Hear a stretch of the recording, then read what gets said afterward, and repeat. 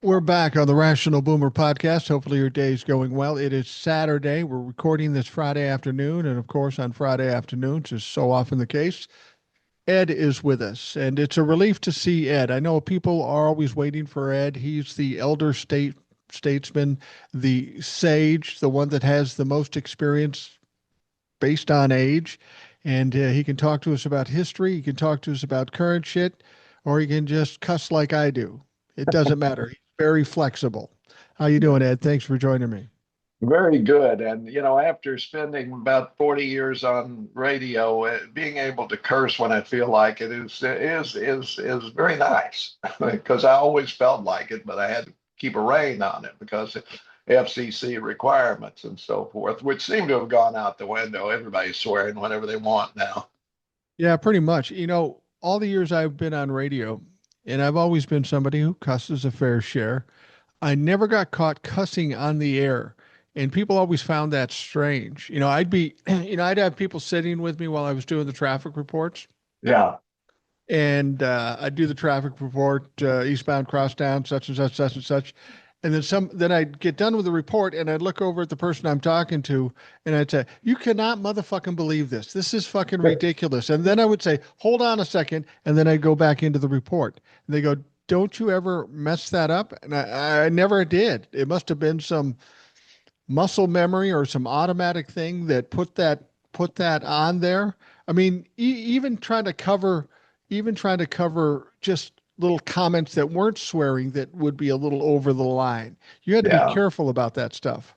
Yeah, for sure. Saying the word screw in the wrong context could get you in trouble. You really had to watch your P's and Q's. But like you, I never got caught. I remember a huge scandal when Bert Blyleven, was doing color for the Minnesota Twins and used the word fuck on the air because he thought they were recording and weren't live. But you know, but he apologized and got by with it. But it was a big deal. It was a scandal at the time. Like Yeah, nobody like nobody says fuck, right? No. I don't stop. But everything has gone out the window, as you've said. Rule of law doesn't really exist. Norms don't matter. Rules in general don't matter. Um, and I think now the Democrats are finally realizing that, you got free reign. If these assholes are going to act like that, you have the opportunity to do that. So there is more pushback from the Democrats, and I'm thankful to see that. Yeah, what I'm really, really upset about more than anything is I watch these ICE characters, and I say ICE characters because the original ICE guys, I don't know, they had a job to do, they did it. But these new recruits of theirs, they're just obnoxious and they're just bullying people because they can get away with it. They're just, they're assholes in real life, and now they've got license to be an asshole. I'd like to see these guys pay a price when it's all over and said and done with. When sanity is back in power, I'd like to see every one of these guys do a little time in Alcatraz themselves because they deserve it. They're being. I see them, attacking protesters. I see them attacking news media. I see them using these rubber bullets, to punish people, knock people down. All of that. The price has to be paid there. Well, even though we're losing jobs now because of Donald Trump, I suggested a potential emerging job market after this is all said and done. I remember when I was a little kid, maybe sixth grade, looking at the Weekly Reader. And Yeah. in this Weekly Reader, they had a story about a guy by the name of Simon Wiesenthal. Oh yeah. Simon Wiesenthal was a Holocaust survivor, and then he spent the rest of his life hunting fucking Nazis. That's what he did. Yeah. And a lot of people hunted Nazis. They were Hmm. putting Nazis in jail when they were 90 years old. It never stopped. And I'm suggesting that we have a similar situation with the ICE people, that maybe we should have some hunters hunting those people who once were the hunters. These people need to be brought to justice. They need to be held accountable because, in spite of what Donald Trump does or whatever, them taking orders isn't an excuse, and they've committed some horrible crimes, maybe even atrocities. So hopefully there'll be a group of people that is out looking for these fucks for eternity. Exactly. Speaking of alligator Alcatraz, I'm told that two-thirds of the people who went in there didn't come out. So I'm not, or they've disappeared. Let's put it that way. Now they can say, well, we deported them or whatever, but fact is, we just don't know. When congressional representatives try to go into these places and expect them, they're arrested. Or harassed or in some way or other interfered with, and that should not be. I think the biggest thing we've learned from the current Trump administration is there are no guardrails that we thought were there. They just are not there because they for so many years they depended on some modicum of morality, some modicum of integrity. And if you take that away, then there are no constraints. Well, you make a good point. That story, Alligator Alley, they're basically talking about shutting it down. I don't know where we are in the legal process, but it's illegal and it was found to be illegal. They're supposed to not be bringing more people in. But again, that story comes out that two-thirds of the population in Alligator Alley, something like 1,200 people, they just don't know where they are. Nobody's telling us where they are. And that, in normal circumstances, in a normal world, that would be a huge story. 1,200 people missing. Now, whether they were deported or not, if they were deported, show us the paperwork to show us what you did and where you sent them.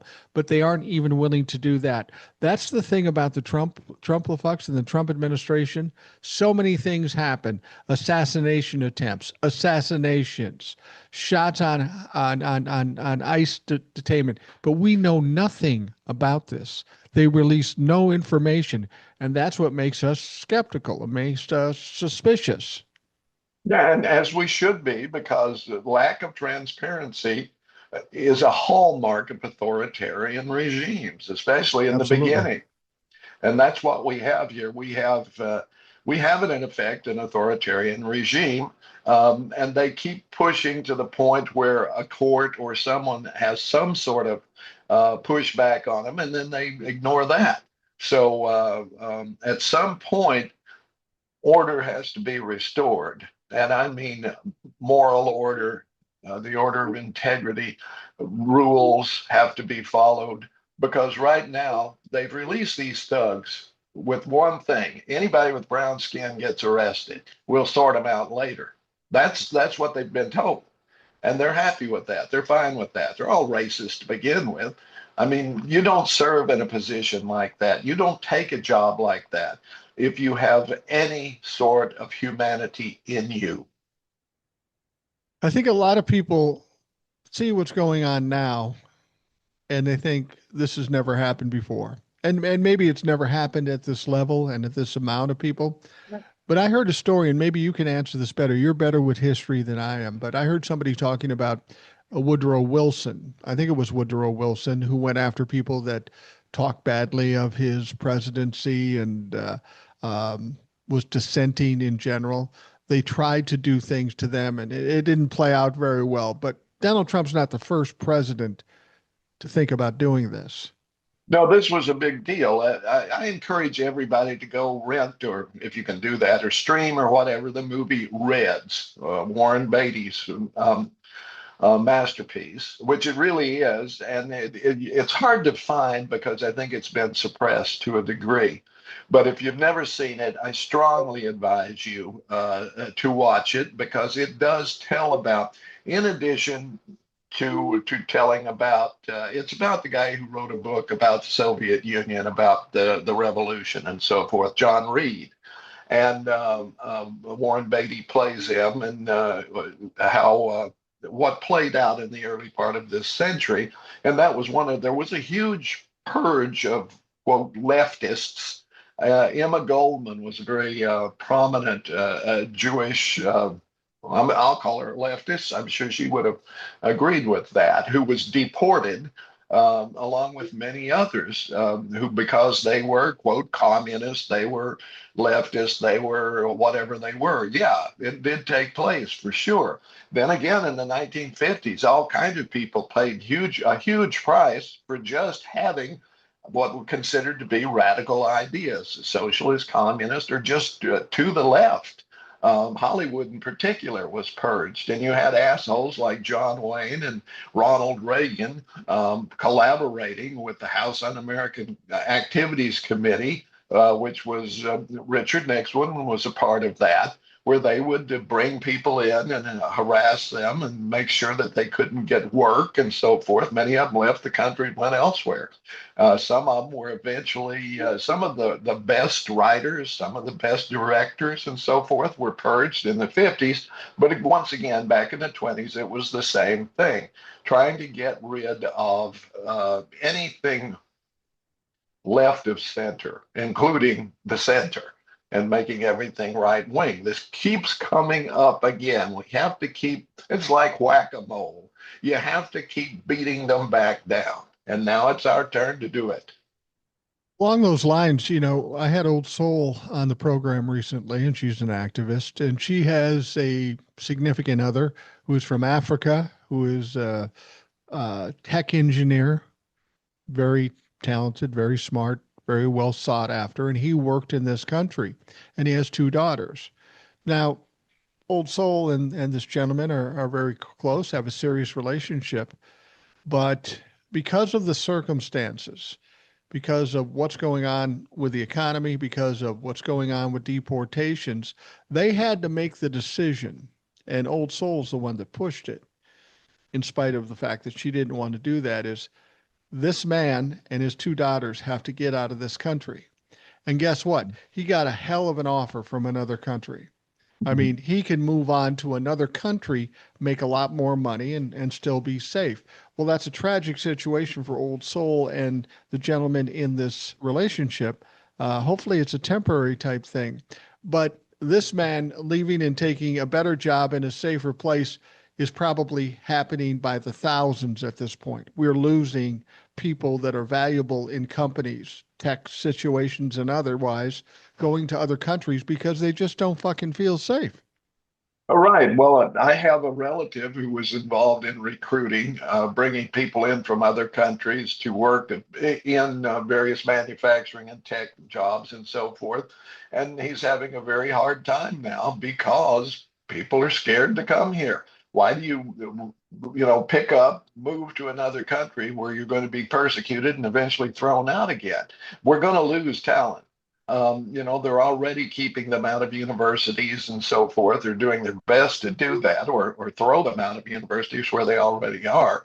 The strength of America has always been immigration. Anybody says different is just a big fat liar. It has always been that is what made us what we were. People coming from all parts of the world with various skills and so forth that invested in this country, that built it.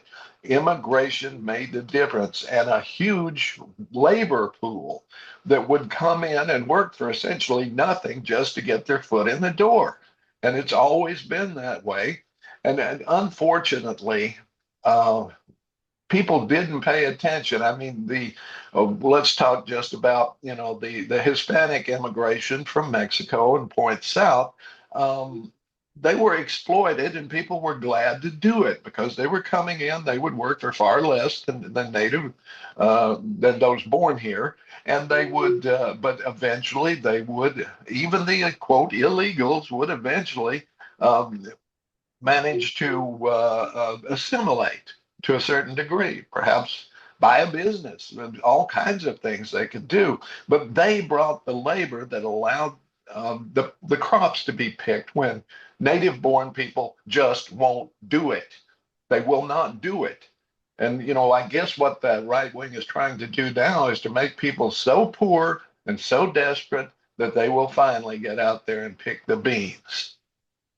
They've made some poor choices, and we got to talk about the elephant in the room. We're in, as we sit here on Friday afternoon, day 3 of the shutdown. Now, Democrats, I think, did the right thing, standing strong for once and saying, shut the motherfucker down.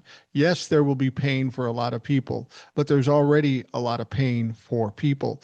And at some point, you got to push back and try to put them in their place. Now, the Republicans come out and they were trying to control the narrative, Donald Trump especially, saying that this is a Democratic shutdown. But from the polling that's coming out, not working. I mean, the idea of losing ACA for a lot of folks and making payments on healthcare go higher. There was a poll that said 57% of MAGA, Mhm. 57% of MAGA supports the ACA. Yet Donald Trump is doing what he's doing. More than 75% look at the Republicans as responsible for this shutdown. So they've got a problem here now. They got pushed back by the Democrats. They tried to change the narrative, make it the Democrats' fault, and it's just not working. So the question is, how long does this last and how long do they keep doing it? As long as they stay taking orders, marching orders for Donald Trump, he'll double down, triple down until it's a fucking disaster. That's what he does every time. Yeah, because there's no pain in it for him. You know, Right. he considers himself to be untouchable, and apparently, to a degree, he is, thanks to the Supreme Court. Um, and we have to ride it out. I mean, I'm sorry to say that because there will be pain, but quite frankly, there will be a lot more pain if we don't. Raising premium 75%, and that's in some cases that's what it will be on the plans that people have that they got from the ACA. 75%, most people can't handle that. I mean, a goodly portion of them, of course, are already retired or in economic circumstances, you know, the one paycheck away from the street kind of thing. And a lot of them already don't have health care, or if they have a plan, they are still stuck because they can't afford the copay for a procedure. You Right. know, I mean, this is insane. My brother had a gallbladder operation yesterday. Fortunately, he has a plan that paid everything and so forth. But many people would not be able to do that. They would not be able to come up with 2 grand of copay. When I had a bowel resection, my portion was 3 grand. I was able to pay it. If I hadn't been, I don't know. I guess I would have had to put it off.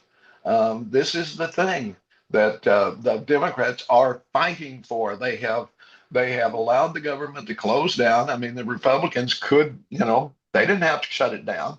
They did not. They could have just negotiated and said, okay, we will let these subsidies continue that make these payments or make these plans affordable. They could have done that very easily, but no, Donald Trump told them, no, you can't do that. And they have to kiss his ass because they got nothing else. Trump goes, they go, and they know it.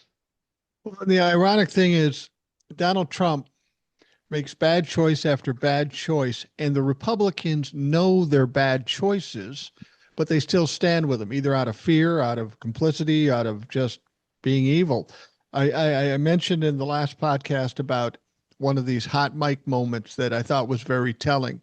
Um, Madeline Dean, a representative, Democrat, was talking to Speaker of the House, Mike Johnson.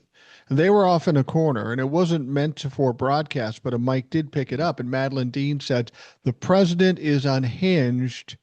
The president is unwell. Mike Johnson responded by saying, well, there's some on your side, too. He didn't Yeah, deny it. He that's didn't right. deny it. He knows what's going on. It's not like they're oblivious to this, but they're just compliant or complicit with Donald Trump no matter what the fuck he does. And that should trouble Republicans as much as it troubles Democrats. Oh, absolutely. And the generals the other day, well, they didn't, you know, they don't come out and say it, but they talked to people off the record, and they all sat there and thought this man is not well. This guy is around the fucking bend. And then Hegseth steps up, and they think this guy drank himself into he has no mind left. You know, he is in this fantasy, this game playing military kind of thing. He wants to create these robotized super soldiers straight out of a video game. This is his thing, you know. I mean, the entire Trump administration is either incompetent or nuts. Take your pick. As somebody who was in the military and maybe understands this better than many of us, how do you think 800 generals and admirals with 20, 30 years experience dedicated to military service see a guy standing up on the stage. He's a failed major in the National Guard. He's got a drinking problem. He's got a problem with assaulting women. And he's up there standing them saying, you're too fat, you need better haircuts, no facial hair, and do all this stuff. And these people had to fly maybe 8,000 miles from around the world to sit and listen to this shit. How do you think generals react? I mean, they're going to do it officially or in the open, but how do you think they're reacting amongst themselves when they're talking behind closed doors? I think they went to the bar and they said, how are we going to handle this? And there's an ongoing dialogue. That's what I think. Now, generals in general are they get the mission and they make sure that the mission is done. Even if every one of their men has to die, they will do their best to fulfill that mission. So that's a mindset that I think sucks. All right. Having been at the bottom of the hill and seen the shit run down as an enlisted man, I don't have a lot of respect for the higher echelons sometimes because I think you have to have some sort of morality and integrity there that says this is an illegal order. I mean, in Vietnam, when they were telling them, we want the body count up, we don't care how you do it, they implemented that. And Right. that is completely immoral, of course. It's war crime territory. So, and we've done that in other wars and in other ways. So I don't have a lot of hope that they're going to rise up as one, unless there is one general in there somewhere that everybody has a lot of respect for, who gets on the phone and says, look, we have to stop this. Right now, he's putting the country in danger, which he is. He's putting the country in danger. And they have to remember their oath, enemies foreign and domestic, and decide how much of this are we going to put up with? Can we Well, I wait think, till the midterms? well, yeah, exactly. I mean, things are going downhill very fast, and some people are feeling like, well, we wish the military would rise up and kick Donald Trump out of office, and I just don't think that will happen. I heard a representative, I can't remember who it was, said our job isn't to take over the country. Our job is to protect the country. So my question is okay, they're not going to rise up and kick Donald Trump out. I just don't think that's going to happen. That would be a bad optics for this country and for the people in this country as much as we'd like to see it. But do they get to a point where Donald Trump says you're going into Portland, you're going to fight against American citizens? Now that would be a direct violation of the Constitution. Is that the point where they say, no, we're not doing that. We're not going to go in and kick you out of office. We're not going to commit a coup, but we are not doing what you're telling us you're going to do.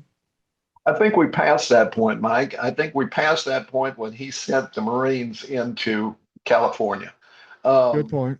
the the National Guard is an iffy area there. I mean, certainly he has complete control over the Washington D.C. National Guard, for example, but um, certain governors, gave him access to their troops and so forth. I think they should be prosecuted and locked up myself too, because I still think there's a violation of posse comitatus when you're using troops, whether they are National Guard or federal troops, regardless, against your own citizens. We have police forces. We have the FBI. We have resources that should be used for handling domestic things, right? Now, if an army, some sort of citizen army rises up, out of militia or something like that and decides to take over a state capital or something, yeah, then you send in the troops because that's a whole different situation. That's not what's happening. That's what they're trying to say is happening. But protesters in the streets with signs are not a militia trying to take over the country. But that's what they're trying to do, demonize protest. And the military cannot be a part of that. We see what happens. We saw Kent State. We saw Jackson State. We saw in further back in history, we saw all kinds of times when particularly state militias and so forth were used to suppress labor movements and that sort of thing. So no, they're past the point where they should have been stopped. And it can't be allowed. Federal troops cannot be allowed to go in. They say they're protecting the ICE people. Bullshit. They're making arrests. We've seen it. Uh, Well, I had to raise the hackles of the generals when Donald Trump said the quiet part out loud.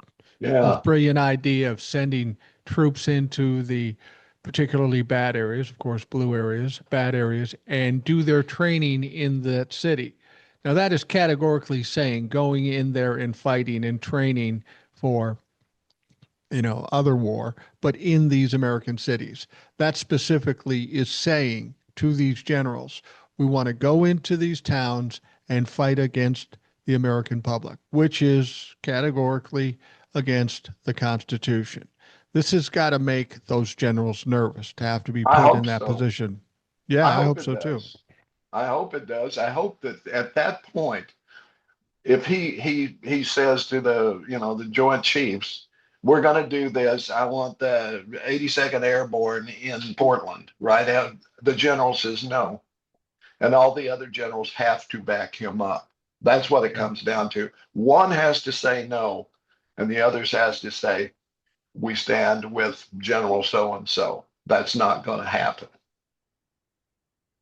I think Donald Trump, when he put together this meeting, and I think it was Donald Trump, not Pete Hegseth, but Pete Hegseth just implemented. When this meeting first was announced, a lot of people thought about what kind of terrible thing could this be? Is he going to decapitate the military? Is he going to start a war? And I said both those things are distinctly possible because Donald Trump is a crazy, stupid motherfucker. But based on history, I knew it was going to be more likely something stupid and something embarrassing. And that's exactly what it turned out to be. I think Donald Trump thought he was going to stand in front of these generals, get a great photo op, great video op of these guys going, "Yeah, Donald Trump, I love you. We back you." And that just did not happen. Yeah, it was fun to watch him kind of fumble there when he walks in and there's not a whisper. And he kind of tries to joke about it that I'm not used to silence, blah, blah, blah. And you can applaud if you want to, nobody's going to, if you applaud, and nobody did, I mean, that had to really sting, and I'm glad it did. And the same with Hegseth, with his big moment, FAFO, nothing. You and I have had experiences on the radio, of course, where you don't get responses typically unless you're working with somebody else. But Mhm. you're an actor, you've been on stage, I've given talks on stage, and if you're in front of a pretty dead audience, that is painful to do. That is hard to do. You say things and you do things hoping to get a response, and if you're used to being on stage, then you use that to move on to the next thing, and it helps fire up your presentation. He was getting they were both getting absolutely nothing, and that had to be excruciating for them. Yeah, I've never done stand up because of that very thing. I was always afraid the joke wouldn't land, and then what do you do, right? But I've been in audiences with stand up that just did not work. And once you lose them, you never get them back. I'm sorry, that's just the way it is. So Yeah. that's why all of these comedians, the Kimmels and the Colberts and all of these, I mean, really good top-notch comedians never stop going on the road because they go to bumfuck Idaho or whatever to a comedy club and they try out new material and they weed Right. out what doesn't work because they're not being filmed there and they gradually refine their act until every line is a laugh line, right? So when, if you're out in the hinterland and you go to a comedy club, you're going to have a 50-50 chance of having, a lot of jokes that don't land because the person is trying them out. Trump and Hegseth, guys like this, they don't do the work. They don't know how it works. They think I'm great, they're going to love me, but they don't do the work. No, they don't, and it proved to be a horrible disaster for them. And I don't know if they caught that or they're so delusional that they think they did a wonderful job. And Pete Hegseth is just an absolute embarrassment. And when you watched the way Donald Trump talked in this whole speech, he did what he always does. He bounced around. He uh, he didn't really talk about anything of any substance for the given circumstances. He even went to that point where he said You know, I should win the Nobel Peace Prize. I should win the Nobel Peace Prize, but they're not going to give it to me. And the fact is, they're not going to give it to him because he hasn't done anything he said he would do. And I brought this up in the last podcast. This wasn't about the generals. This was about some other leaders. But Donald Trump kept repeating, I ended 7 wars. I stopped 7 wars. Now, every one of those generals are in different theaters around the world. They know very well what happened, so they know he was lying. But there was another hot mic moment where some leaders were talking, and I don't Oh yeah, remember. Maybe it it was was the UN or something. Azerbaijan and the other one that Armenia, I think. Yeah, that was the two, and they were laughing about him taking credit for ending it. I saw that. I think it was at Well, the UN. yeah, it was at the UN, and the Albanian president or whoever he is Yeah, was talking, and he was laughing about it, and there was somebody from England and somebody else yeah, there, and it's not only that he took credit for ending that war. The Albanian president was laughing because Donald Trump said he stopped the war between Azerbaijan and yeah. Albania. Right. And the Albanian guy goes, "We weren't at war with Azerbaijan. It was Armenia." So this Yeah, dumb motherfucker doesn't even know what war he stopped yeah, because he's just making this shit up. And frankly, I know why he's doing it because I know the personality. The idea that he hasn't stopped the Russia-Ukraine war, which he said he'd do. yeah. He hasn't stopped the Israeli-Hamas war, which he said he'd do. He sees that as a negative to him, which it is. So he takes anything that's going on around the world and takes credit for it, Yeah, whether it and happened or not. And so he's gaslighting. yeah, and the other thing, the thing that really gets to him is Obama got one. You Yeah, know, that's the worst part of it. That's why he that's wants the it so worst bad. part. And he wants it desperately, and he keeps showing off that god awful Louisiana whorehouse Oval Office that he put together. Because he Yeah. thinks if you gild a turd, it makes it something other than a turd, but it doesn't. It's always going to be a turd. It's just got gold on it. Yeah, it's funny about when I see him do that sort of thing. Um, it must be something in narcissist. My dad had that same thing. He had better taste than Donald Trump, but he had a lot of gaudy shit around the house, and it was Mhm. really varied. He had Chinese stuff here, Japanese stuff there, Mediterranean, and it was really weird, kind of along the lines of my imagine this. You lived in South Minneapolis where we lived at the time. Yeah. We were in a 100-year-old house and all that stuff, or 80-year-old house. And he was doing a lot of renovation on it. And he put a front door, a very expensive front door on the house. Now imagine 60s, early 70s in South Minneapolis. He put this door and it had a lot of scrolling, engraved scrolling Yeah. on it. He painted the scrolling white and the door orange in South Minneapolis in blue class America. It was silly. And when Donald Trump does what he does, it seems so unsophisticated, so hillbillyish. And pardon the hillbillies out there, I'm not diminishing you, but here's a guy that grew up in New York City, in Queens, New York. But he is the hillbilliest motherfucker I've ever seen. It's true. And I think the defining thing of Trump's entire life has been he's the kid who wasn't invited to the party that he wanted to Right. be invited to. And that was, he was in Queens. He wanted to be the toast of Manhattan, right? That was his thing. And it was never going to happen. I mean, his dad could buy his way into a university. He could buy him a degree. He could do all of these things. He could give him all this money. But then Trump gets the money, and what does he do with it? He first thing he does is try to put a play on Broadway, and it's an awful play. He doesn't understand that it won't work. He tries to fix up this building or that building, and he wants so to be seen as this great person and to be accepted. Behind his back, everybody's laughing at him, and he actually knows it. And there's nothing he can do about it that he can ever get into that echelon where he wants to be. And you see his taste. He has none. He never developed any taste as you alluded to with your father, he puts things that don't go together. And the Oval Office is I would argue kind of a sacred place in a way, or it should be, I would and say so, yeah. it needs to have some reverence to it. And what he's doing is, like I say, he's gilding a turd. Well, the thing with failure, with narcissists is they are typically failures, and Yeah, they know they're failures. yeah. So what they do is they shine up a turd or whatever, and they put a spotlight on them, thinking if I can keep telling people I'm the greatest, I'm the best, I'm doing this, I'm the richest, I'm the toughest, whatever, they will ultimately believe it, and some people will. Donald Trump has been a failure throughout his entire life.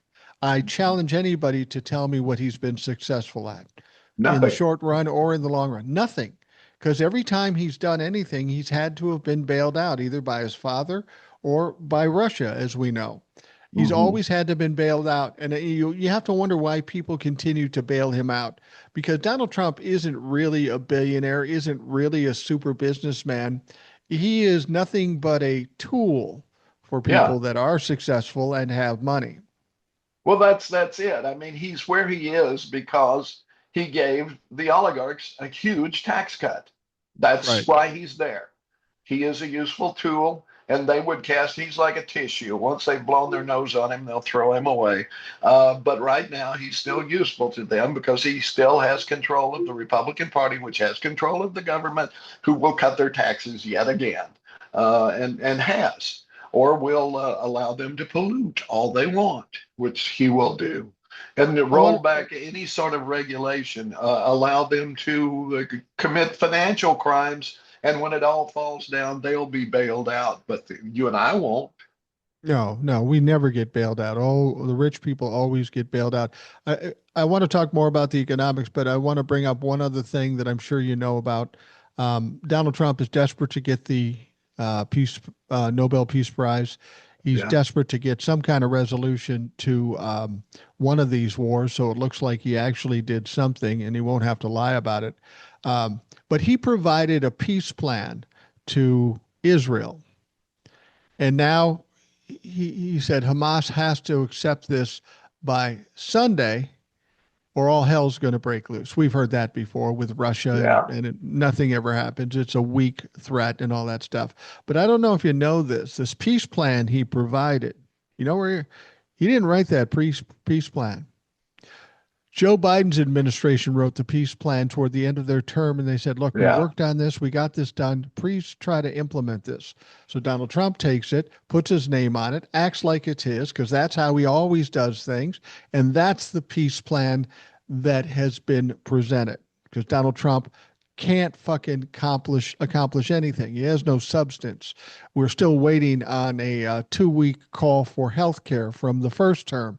So Donald Trump had to steal Joe Biden's peace plan and present it as a last ditch effort because his ways, his genius, wasn't able to accomplish it. Well, this is it. And I mean, his threats are idle. You cannot touch Hamas because Hamas probably isn't even in the country anymore.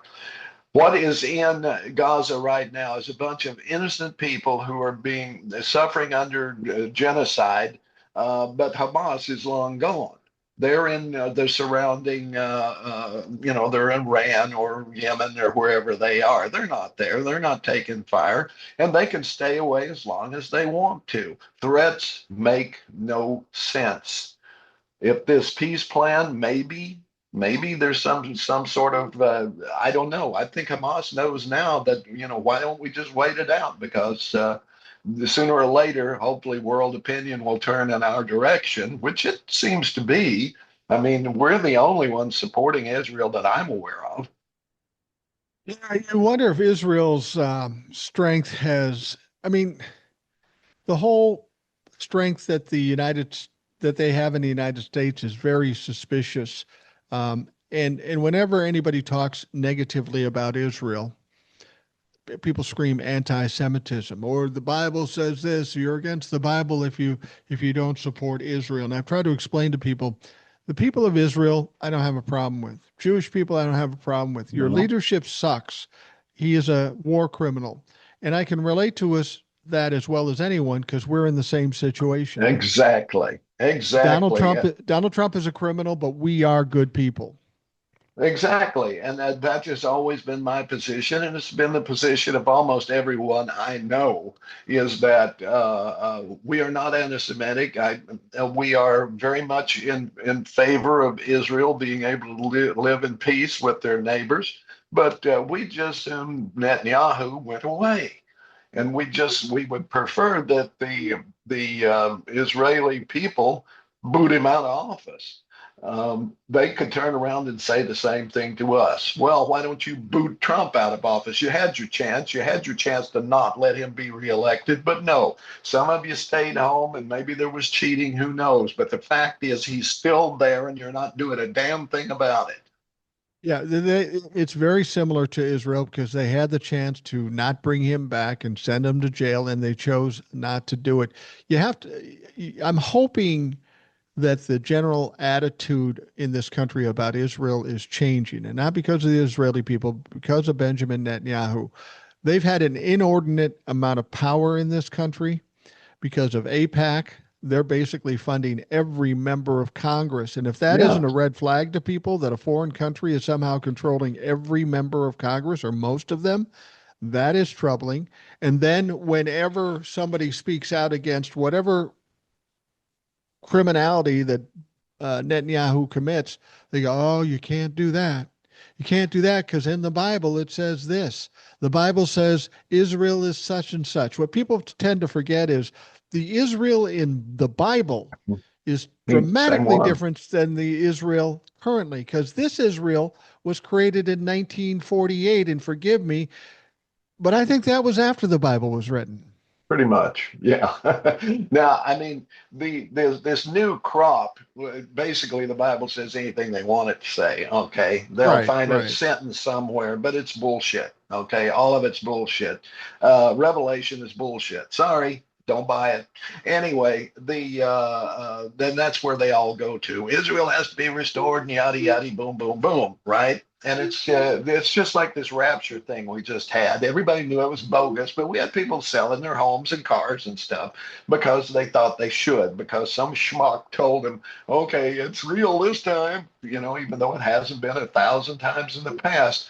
But the other parallel between Netanyahu and Trump is that they both went to the extreme right for their power. There is no balance in Israeli politicians in Israeli politics right now. His coalition is made up of the extreme right. That's who it is. There's no leftist. There's no middle. It's extreme right. Trump, same thing. Yeah. Well, when that whole rapture thing started, I was watching it on TikTok and I go, this can't be real. And then people coming out saying, I'm selling all my cars and all my houses, getting rid of all my money. I'm going to be raptured. And I said, this isn't serious. This is just people trying to get views and stuff. But then after it happened, I talked to Old Soul's brother. They're in Yeah. Nevada, Las Vegas, and Old Soul is put together a community of young people and older people, and they kind of trade services, and it's really a helpful thing to them. And they needed a van or a truck or an SUV or something to move people around to stores, to school, to whatever. And her brother told me that he went into one of these places where the people um, uh, believed the rapture was coming, and they were able to buy this vehicle that was worth $3,000 or $4,000, and they were in a hurry to get rid of it, so they bought it for $1,500 to help the kids and help the elderly people, and they were just amazed that they got it. But these people genuinely were selling things off because they thought the rapture was coming. Now they did the deal. They transferred the title and all this stuff, and then, as I understand it, after the rapture didn't happen, they started getting calls from these people, and apparently they just blocked the number. They said, "Fuck you. We got the car. It's doing good work for good people. You fucked up. That's too bad." It was truly amazing to me that people get sucked into this because as old guys, how many times have we seen this before, where the end is Oh, coming? Oh, and because Dozens. I was an evangelical. I never believed it was coming, though. I mean, I was part of a mainstream evangelical church that didn't buy into that end times apocrypha, all of that kind of crap. But at any rate, I knew people who did, and I always the question I always had was why you're selling your stuff.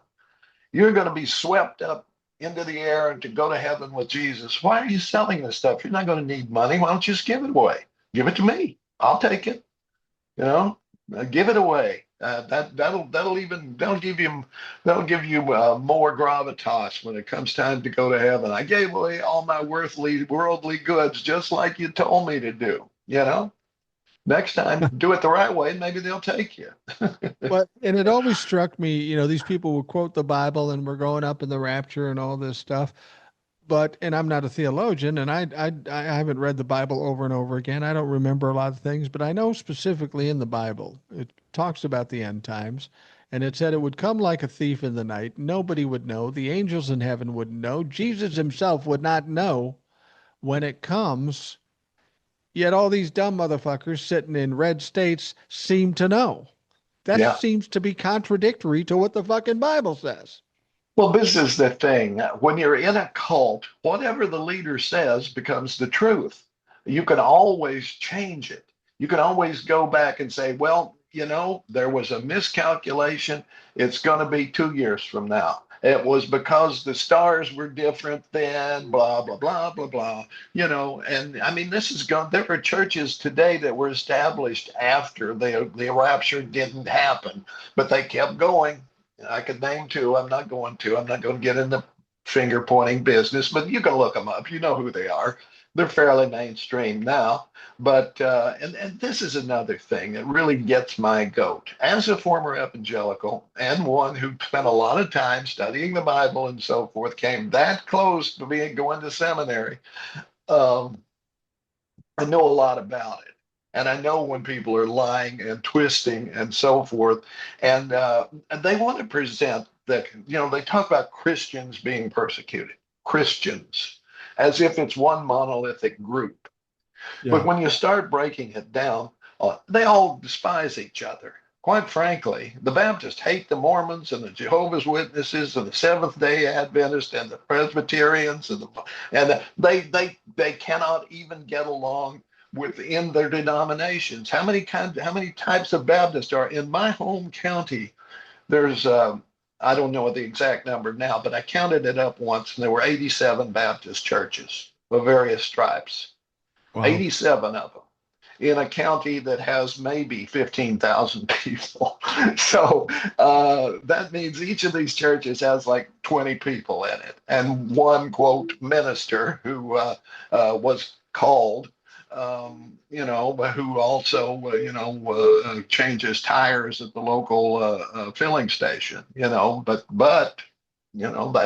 it. But they cannot really they couldn't agree on the menu for a picnic, much less anything that has to do with biblical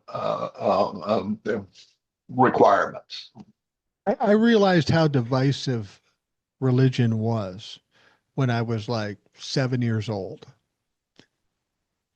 I lived on a block in South Minneapolis, and on this block there was a bunch of kids. It was the 60s, it was baby boomers and such, and they were all on the block and we all played together. Now on this block, there was half the kids that were Lutheran kids that went to the local public school. Half the other kids went to a Minnehaha Catholic school. Academy. Nope, St. Albert's. St. Albert's, okay. Yeah, They well, went to St. Minnehaha Albert's. Academy was there too. That was the Lutheran private school. Right, right. Well, we Mm. we didn't have that much money, so we didn't go to private schools, but the Catholics figured it out somehow. But we'd play together. But of course, with your kids, you'd have arguments amongst each other. And when we'd have those arguments, 6, 7, 8 year olds would go, "Oh, those fucking Catholics, they're the worst," or "Those Lutherans are the worst." Now they didn't get that out of their own heads; they got it from mom and dad. And there was that divisiveness. And, when you were talking about Catholics, now don't get on me. I married a Catholic. Um, Catholics were under the firm belief, like a lot of religions are, if you're not Catholic, we'll be nice to you, but you're going to hell because you're not as Yeah, good as us. yeah. The people here don't realize that, for example, Thomas Jefferson, right? He there were some good things about him, there were some bad things about him, right? That Right. eventually came out and so forth.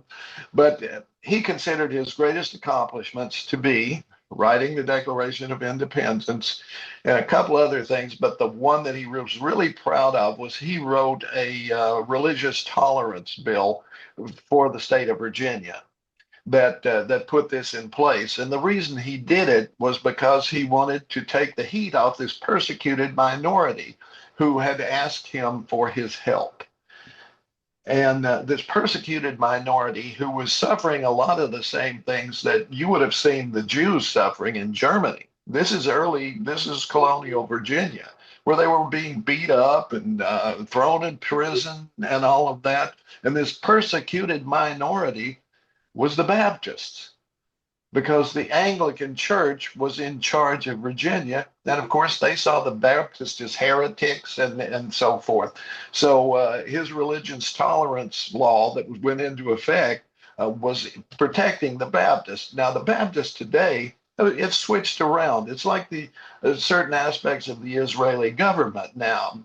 They've suffered persecution. Now they're the persecutors. Yeah. It's amazing how much religion has played a role in our politics for decades and decades, in spite of the fact we're supposed to have a separation of church and state. A lot of people look back fondly at John F. Kennedy Jr. or John F. Mm-hmm. Kennedy. Yeah. He was a good-looking guy. He was from Boston. He was Democrat. He was liberal. He was a good speaker and all those things. But the thing they thought would keep him out of office, keep him from getting elected, of all the things that you could do with him, was because he would have been the first Catholic to be president of the United States. Can you imagine that? 1963, for as long as Catholicism has been around and how big it was in this country, even in the 60s when I was little, the fact that he was Catholic was something they thought would hold him back from being elected president. Well, get this. Even I had a guy say to me, they were talking about. I told him Trump's not a Christian. He's never been to a church in his life that I'm aware of, unless when he went to a funeral or a wedding or something. He does not attend a church. He's not part of a congregation. He doesn't have until he became president. He didn't have any sort of religious affiliation or anything like that. And I said, whereas Biden is a committed Christian, they go, yeah, but he's a Catholic. So that have things really changed? Maybe not. No, they really haven't. And that's why I say religion tends to be divisive. There's another thing in the Bible. If you believe the Bible, this has always been my complaint about organized religion. I see organized religion as simply clubs created by humans, fallible humans. Doesn't the Bible say someplace the only way to get to God is through Jesus? It doesn't say a church. It doesn't say a minister. It doesn't say a priest. We all have the capability of going direct. So why do we need these pipelines that are tainted because they're run by humans and their fucking agendas? Short answer is we don't. Can we take a break? Yeah, we Can can we take take a break for just we'll one take place? a all right. All right. We said just a moment ago that we were going to take a break. You didn't recognize a break because I just paused things. Ed went out and did what he had to do because he was otherwise occupied at the moment. We are back, Mhm. and I want to talk more about the shutdown because this is significant in the sense the last time we had a shutdown was during Donald Trump's first term, and it was particularly interesting because that was the longest shutdown in the history of this country, 34 days, I think it was. Yeah. And it was devastating to a lot of people. What are you thinking about this one? I mean, the Republicans don't seem to be willing to do anything at all. They just want to blame the Democrats, but they don't want to negotiate anything. Yeah, I guess what we will remember that Donald Trump does not run the government. The oligarchs run the government. They will call him up and say, "We're losing money. Do something." that's what it will do. They may hold out for a little while, but they have to realize that this will not stand. I mean, the fact of the matter is, the Democrats, to my mind, are actually being a little bit easier than they should be. They're focused only on the medical. That this the big beautiful bill cancels the subsidies that make the plans affordable in the ACA. And so they have drawn a line in the sand and said, this is it. We will take this. We will open the government up again. All you have to do is restore those subsidies. That should be easy. It should be a no-brainer. They should never have been cut to begin with. Um, so that's a pretty easy bar. And I don't really see why the people who really run the country would want this government shutdown. It hurts the stock market. We've already seen prices plunge and so forth. And to you and me, that means our 401k goes down a few points. But for the big, they lose millions of dollars every time, every day that they lose a stock point, right? I mean, this is big shit for them. And it is for us too on a much smaller level. But at some point, things start to fall apart. They have to realize that. So they'll put pressure on Trump. I'm hoping, and they'll find some way to to weasel to open it up again. I'm sure the congressional representatives will start getting pressure from back home. They do still have to stand for election, many of them. I still think the whole shutdown is because of the Epstein files. I really do. I think Johnson is right at this point. He's had nothing else. He wanted to shut it down so he didn't have to swear in the most recently elected Democrat whose vote will require the Epstein files to be released. Oh, yeah, I think you're right, because Donald Trump is at the head of this. Yeah. I got to believe, under the circumstances with what's being talked about, regular Republicans would say, okay, we'll negotiate something. But Donald Trump is refusing to let them negotiate. He wants the chaos, he wants the distraction. And I agree, he's a narcissist. So it's all about protecting him or benefiting him. And this offers a delay in the the the inevitable of this woman being uh, put into office and then signing that 218th signature on the discharge petition. Um, have you ever seen this before, where a Speaker of the House refuses to seat this person? Now, he did say it'll be next week. Yeah, He's going to right. have to. He's going to have to do it eventually. And we've always heard this, that, well, they can't just not seat anybody. It's against the Constitution. It's against this. But here we are, and they're doing just that. I Well, don't think and I've ever heard of that before. And as someone who was talking to Johnson pointed out, that he himself has sworn in Republicans, even though the House was in recess. In similar situations, wasn't necessarily a government shutdown, but they were, nobody was there. So he could go Right. ahead and, swear them in. It could be done. It should have already been done. And first off, he was waiting for the official results. Bullshit, because many other times, I mean, he had just recently sworn in a Republican, didn't wait. So it's all bullshit. We know that. It's a delaying tactic until they can find, hopefully, they think, some way to, change the narrative to the point where people aren't talking about Epstein anymore. I saw Trump overnight put out one sentence on Truth Social: "Stop talking about Epstein." He's losing it, and they see him crumbling. They have to. As we saw with the generals, he was low energy. He was doing his usual mumble, talking about Biden and Obama and all his bullshit, and Yeah. throwing in, this and that and the other. But he's going further down every day. I don't know what they're shooting him up with, but it ain't going to last much longer. No, either the drugs will take them down, or just by virtue of whatever's wrong with them. That's the funny thing, is Donald Trump constantly fucks up, constantly uh, puts himself in a bad situation. Like you said, coming out and saying, stop talking about Epstein. All that's going to do is get people talking more about Epstein. Yeah. Uh, and they're not going to forget it. But the Republicans are forced to do Donald Trump's standard procedure, and that's push the goalposts back and delay. We saw it when they said, well, let's take a 2 month vacation and then maybe we'll forget about Epstein. They come back. Of course, they didn't. And now they want to not seat this person. And let's be honest, I talked about this in the other podcast.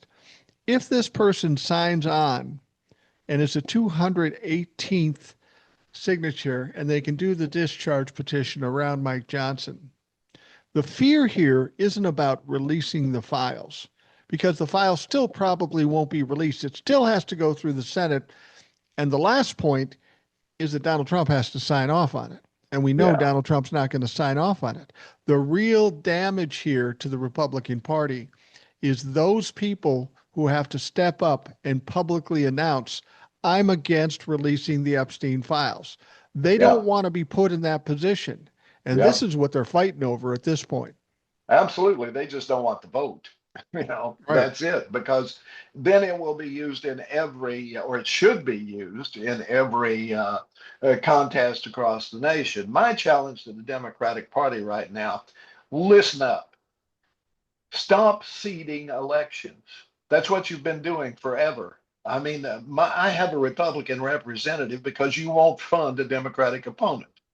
They have to come up with their own money, and it's against a Republican juggernaut. You've got to go to the base. You got to go all the way down. You've got to fight every representative and Senate race in the country. You got to fund it. I don't care how you get the money, but you got to fucking do it, because otherwise you wind up with gerrymandered states where you will never win. So come on, get with it. Fund the places that you don't think you can win, because we see often that you do. When people have hope, they'll come out and vote. Right now, they don't, because they don't have hope. They don't have an opponent. These people run unopposed. Right, right. I think Marjorie Taylor Greene ran unopposed in Georgia, and look Yeah, at the dumbass we got there. Although, and the thing the Democrats have to recognize, if there was ever a perfect time to back Democrats in all red areas, this would be the time, because there are people in red states suffering yeah. under the hands of Donald Trump and the Republicans. So this might give them the opportunity to make a different choice or just not vote or whatever the hell they're going to do. I heard something on TikTok, and maybe you know about this, maybe you don't, but there's apparently a special election in Tennessee, and they've had the early voting, and it's been surprisingly very close and a low turnout for Republicans at the polls. So this woman was suggesting that, get out there when we have the election coming up soon. I don't know, it might be October 8th or something. But when they have the election, that there's a real chance. She thought there was a real chance that a Democrat could win. I don't know. That might be a state seat, or I'm not sure. Maybe it's a House seat. But it sounds like there's some changes going on in Tennessee. People aren't feeling as I'm strongly not. about Republicans. I'm not seeing that. You see, Okay. what we have here is Memphis and Nashville, where there is a Democratic presence. So we actually do have some state representatives who are Democrat. You'll probably remember the dust up when they tried to throw three of them out, Right, right. and then they were immediately reelected from the same districts. Okay, so there are these solid Democratic strongholds in Memphis and Nashville. To a certain extent, I think you could also swing Chattanooga and perhaps some of the others. Um, the voter turnout in Tennessee is among the lowest in the nation. Part of that, of course, is because everybody knows who's going to win. At least that's the perception. Why do I have to go vote? So and so is going to win again, right? But Yeah. we've got to change that perception. If somebody had the money to put a few commercials on the air, because when it comes to election season, you see a constant Republican barrage and no pushback. Right. So the Republicans say we're safe, I don't have to vote, and the Democrats say why bother, because they've got it locked up. You got to change that, and the way you change that is investing in these races. Because if the Democrats won't debate, I mean the Republicans won't debate, even if they have a challenger, they refuse debate. They run like scared because they know they cannot actually point to anything successful. I mean, the money that came into this state most recently was from Biden's infrastructure bill. And Right. these guys are trying to take credit for it, even though they flat out voted against it. All you need somebody to be able to point out that that's what happened, but it's not happening because Republicans own the newspapers, they own the radio stations, they own the TV stations. The Sinclair that wasn't going to let Jimmy Kimmel back on the air, they control most of the stations here, both Nexstar uh, Sinclair. Sinclair that are Republican running dogs. So yeah, there's a blackout of information, and the Democrats are hopeless, and the Republicans, well, we're going to win in a walk. But I think the last election, it was something like 2,000 people voted. That's 2,000 insane. people Yeah, in my county, 2,000. Uh, in the whole county. Yeah, that was it. Wow. That's pretty And fucked up. that's with a week of early voting or 2 weeks of early voting, and every other way is available too. Absentee and all of that. But 2000, it was a few over that 2017 or something like that. I think the Ridiculous. Republic, I think the Republicans are getting a little afraid, and I think the Democrats are getting a little afraid. It's weird how everybody's worried about this mayoral race in New York with Mondami. Yeah, yeah, Eric Adams gets out of there because he knows he doesn't have a chance. We still have Andrew Cuomo, who's Democrat but tied to Donald Trump. He's not going to beat Mondami. Mondami's going to win this election, and the reason I know he's going to win this election is because Donald Trump is already starting to try to punish them by yeah. stopping infrastructure money and taking money out. If you vote for this guy, he's not threatening politicians anymore. He's threatening the general Voters. public in New York Yeah. City. If you vote for him, I'm taking all your money away.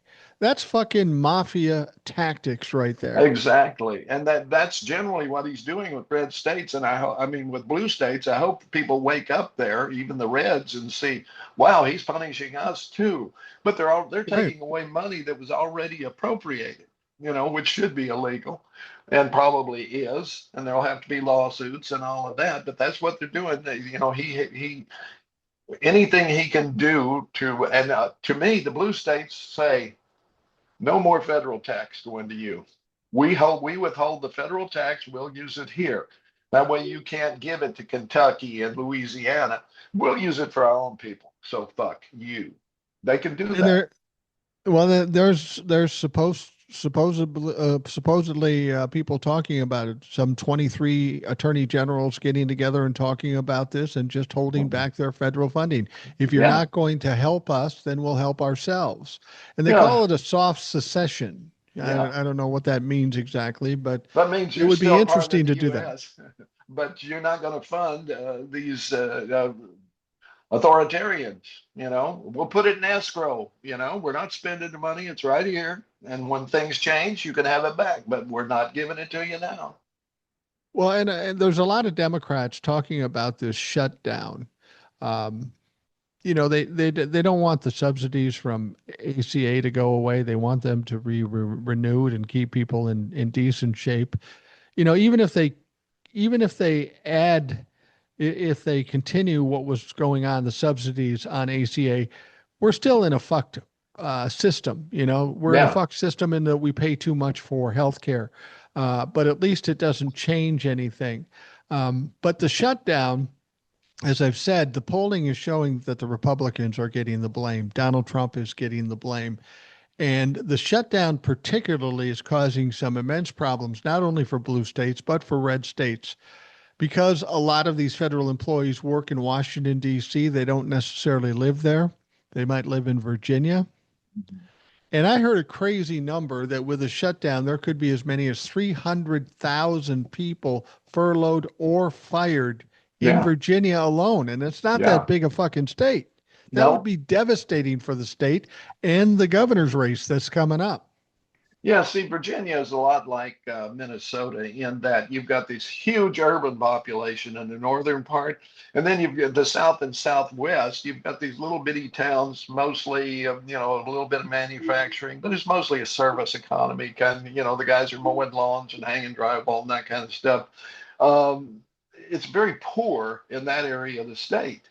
But all the money is up north there. We're just outside Washington, where all of those federal agencies and so forth are, and lobbying firms and all of that. So it's a very weird state to begin with. Taking 300,000 people out of that and their salaries out of that would be have a huge economic impact on the place where you would want it to have an impact. I've said this all along since Donald Trump has was elected, and some people have given me shit about it, but I've been married 42 years. I'm used to getting shit, so that's no problem.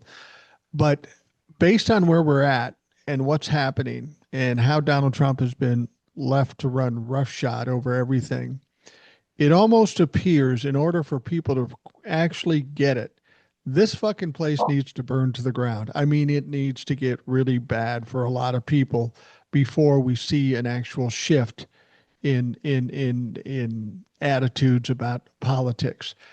I'm even wondering too if things get really bad for the healthcare. That's a downside. That's a bad thing.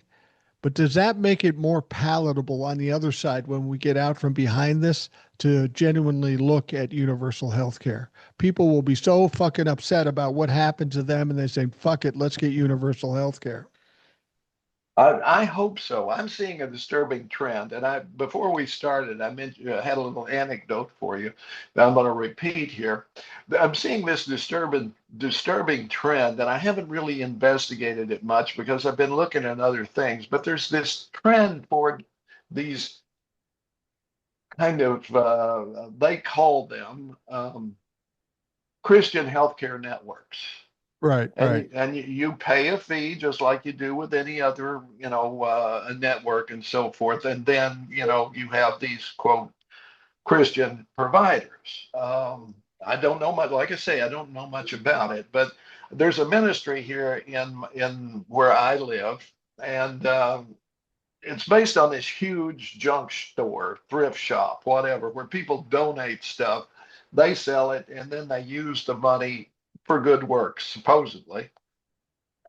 Now, they also have been set up as the administrator of government money, like for Meals on Wheels, for example. They Yeah. recruit the volunteers that provide the meals and so forth that the money the government gives them buys and so forth. So it's a little kind of a little there's a daycare center that the guy wants to make into a school, I'm sure. There's a lot of little things around this. There's a higher end store that takes like designer stuff that's donated or, really nice stuff, and it's for sale for a little bit more and so forth.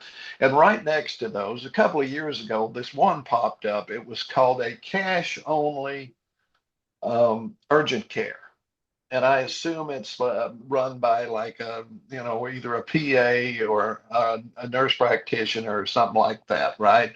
But they Yeah. also give a lot of these injections, the kind of stuff they call an immune boost or vitamin A's and stuff like that. You can go in there and get these shots that are supposed to help with your well-being and weight loss too, of course. And Of course. but it's the same kind of stuff that Alex Jones sells and Jim Baker and these people. All of these right wing, streaming shows and podcasts and so forth sell this crap. Okay. The silver solutions and all of this, I'm sure it's that kind of thing that's going on there. And then they opened one next door to it now that is a Christian primary care. So you got an urgent care and a primary care. They don't take insurance, it's cash only.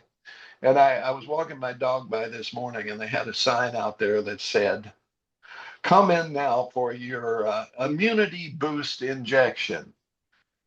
Just like Jesus, germs are everywhere. Jesus Christ. Yeah, that's what I Wow. said. Well, yeah, that's the thing. When I hear Donald Trump say things or the Republicans say things, they're so corny, they're so hacky that I can't believe any idiot would possibly believe it. Donald Trump even came out with an AI. He's coming out with these stupid AIs, these Yeah, racist AIs, but he came out with one, and I don't know what his point of it was. And it was basically talking about a concept that was initially brought up by uh, QAnon. It's hmm, about this med bed where you could lay in the bed and it would cure all your ails, which is absolutely bullshit, which is absolutely conspiracy bullshit that QAnon put out there. But our president of the United States had them create an AI with him talking about this. I mean, that's how unserious he is about the health care of the people in this country. yeah, and it boggles my mind that there's not a saner person there who can say this is not really a good idea, Mr. President. As a matter of fact, this is batshit crazy. Why are you doing this?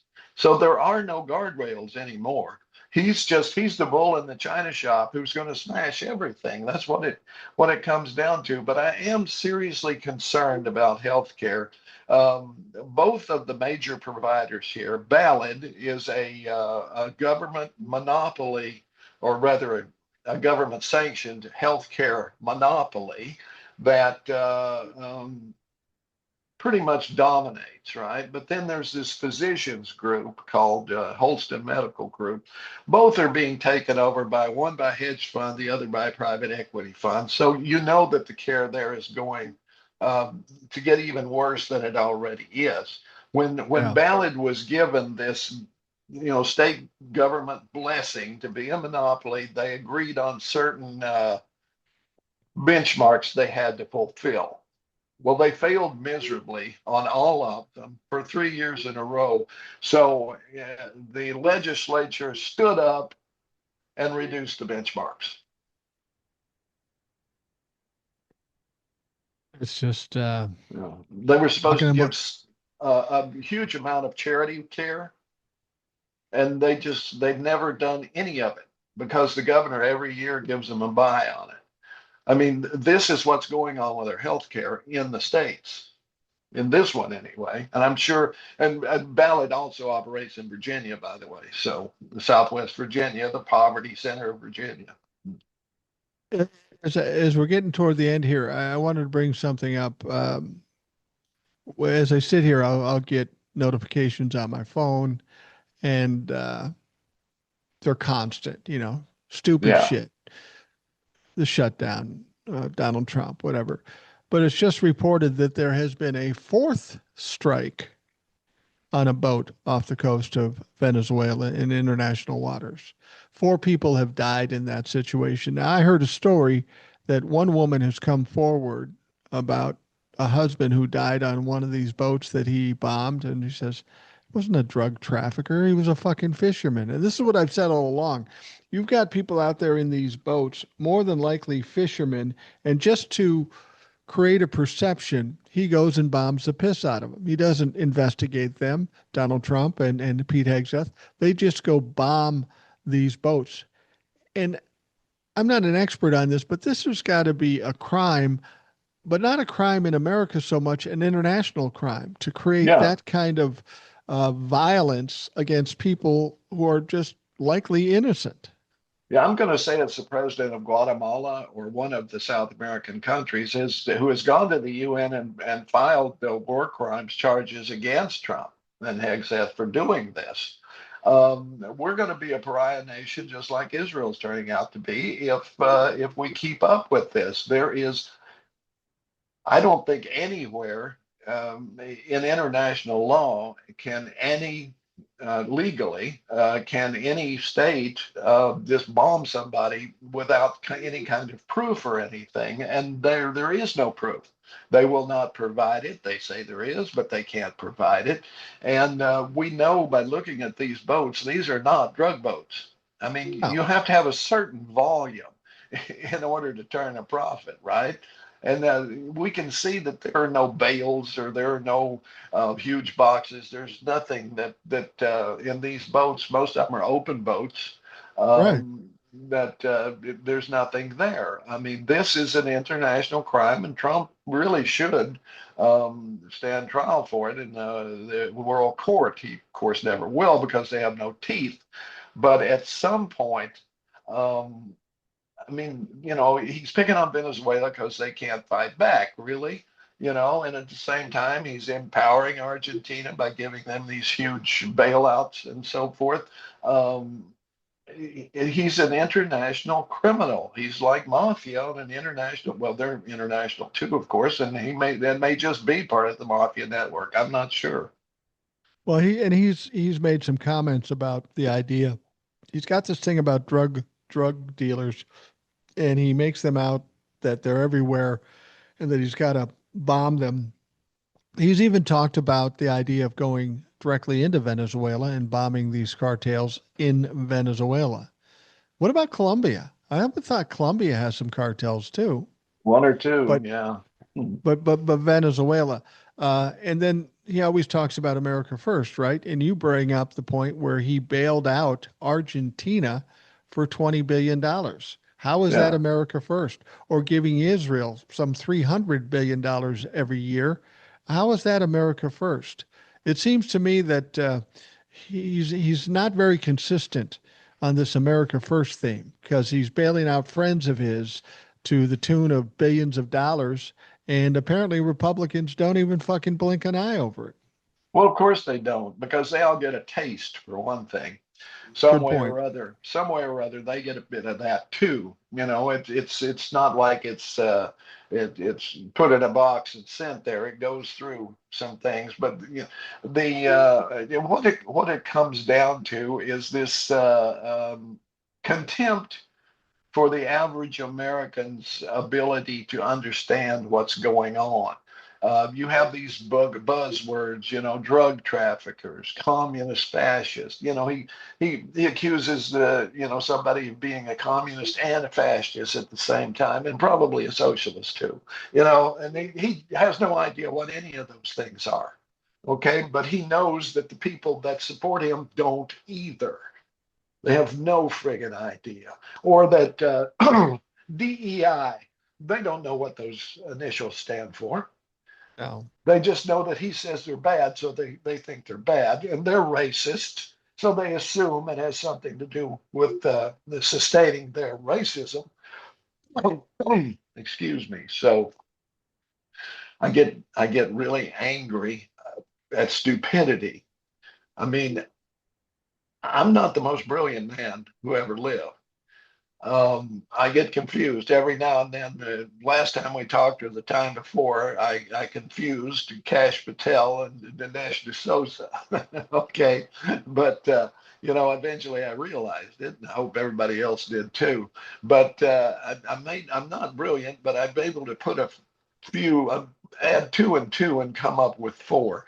And it's really pretty simple. All you have to do is pay attention and try critical thinking rather than believing every damn thing that somebody tells you, because don't even believe everything I tell you. Don't believe everything Mike tells you, because we can make a mistake, or we have innate prejudices too. Okay. But at the same time, by and large, we are looking at things and we're trying to give you a digest of what's going on that will best serve you. And that's all we're doing here. If we make a mistake, fine, we'll own up to it. Cash Yeah. Patel and Dinesh D'Souza are not the same person. Well, people will, there will be people who will accuse me of thinking that I'm smarter than everybody, and I know better than that. But what I do know is I do know I'm significantly smarter than 49% of this country that voted for Yeah, Donald Trump. I would have to exactly.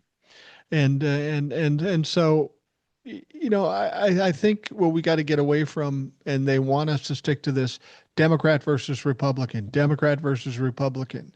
As far as I'm concerned, at this stage of the game, it's the difference between right and wrong, wealthy and the middle class and the poor. Those are Mhm. where that's where the contention is. Well, that's where the argument is. So if you want to be right or wrong, God bless you for making that choice. But that's what it is. It has nothing to do with Democrat and Republican, and it No, has everything to do with money.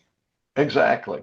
My wife and I took a cross country train trip once I retired. We got on the Empire Builder in Chicago, went through the Rockies to California to Sacramento. Okay. And along the way, uh, if you take the train, they have a dining car, but when you go to the dining car, you don't get to pick a seat. They give you, well, you two can sit here, you two, and you wind up at a table with someone else, right?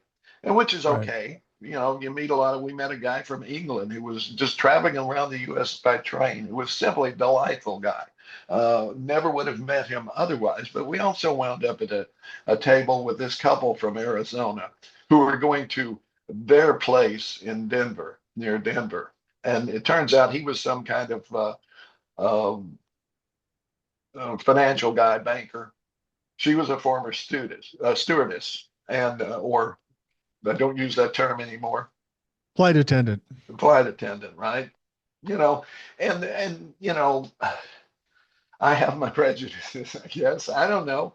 But at any rate, she told us that she voted for Trump. This was the first time, okay? She voted for Trump because, quote, she wanted to shake things up. And Oh, she. I didn't want to get into a fight with her there on the train or anything. We just let it go, and it kind of laid there and we moved on. But here's a woman who they have they have a home in Arizona and they have a vacation home in near Denver. No big deal. I know other people who have very nice people who have vacation homes, right? But that told me they had a certain income level. All right. Have some money. Yeah. Yeah. So she doesn't have to worry about anything financially, but she wants to shake things up by putting a guy in power who wants to cut all government help to anybody who might actually need it. That's her way of shaking things up. It told me either A, she doesn't care, or B, she doesn't know what the hell she's talking about. She just wanted to vote for somebody she wanted to justify a vote for an abhorrent person. And that's the only way she could do it. So I don't know. There's a lot of that out there too. Unthinking voters who see themselves as being who are privileged and don't realize it, that they are far and away above the level of most Americans. Well, you wanted to shake it up. You got it. How you Yeah. like me now? How you like me now? I'm going to wrap up the Rational Boomer podcast. You got shit to do. My wife's just got shit for me to do. So we're going to wrap things up. Ed, thanks for joining us. Let them know where they can find you. At Holler Troll on TikTok, that'll get you there. I've got some good stuff up there right now, and um, enjoy. YouTube and And YouTube. let me know what you think, and of course, subscribe or click that button and become a follower. Absolutely. Absolutely. So check Ed out. If you haven't by now, I don't know what the fuck you're thinking. We've been doing this a while. For those of you listening, thanks for taking the time. I hope you have a great day. We'll talk to you again tomorrow.